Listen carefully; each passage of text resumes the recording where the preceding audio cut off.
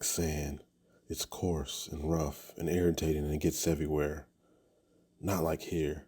Here everything is soft and smooth. Wait, wrong movie. Dune 2 adapts the second half of the original novel.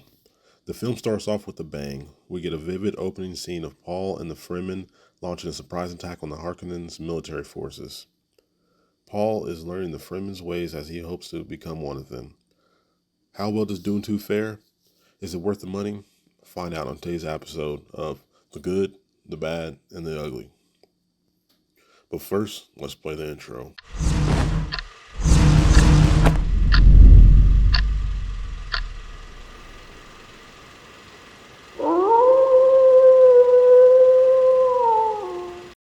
The Good.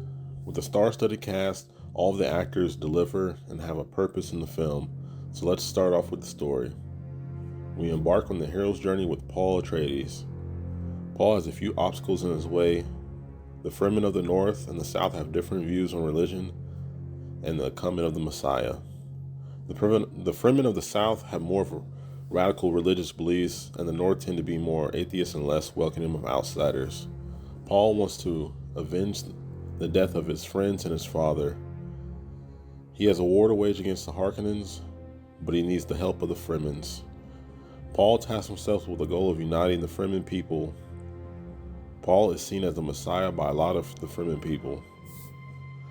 And as we watch Paul complete task after task and build connections with each character, it feels genuine, although short and quick. Denis Villeneuve gives another great example of showing and not telling. Another character that shines is Zendaya, who plays Chani. She's not a person who trusts just anyone and has a bit of a rebellious spirit. Throughout the film, she falls for Paul and looks out for him as he attempts his rites of passage. The film has other subplots, one including Jessica, Paul's mom. She gets a bigger role in this film.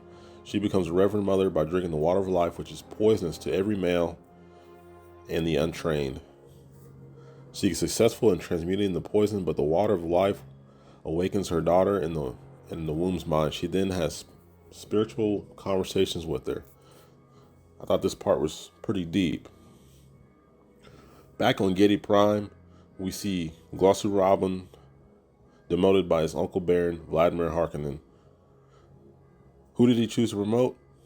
His younger brother, Feyd-Rautha Harkonnen. Feyd shows why he was chosen, as he is ruthless and will do whatever it takes to accomplish his goals. The action. The film shows the battles between the Fremen and the soldiers of Giedi Prime.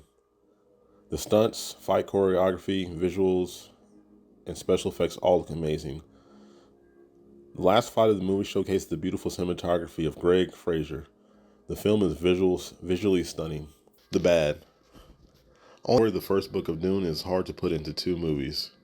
The runtime is almost 3 hours. During Paul's training and rites of passage, it almost moves a little too fast. We also don't get to see enough of the Harkonnens on planet Giedi Prime enough. And a few of the characters miss out on screen time or acting in the film. I understand because of the runtime, but it still sucks. The ugly. Nothing to see here. My final rating for the film is 9 out of 10. If you love sci-fi, you will love this one. Thanks.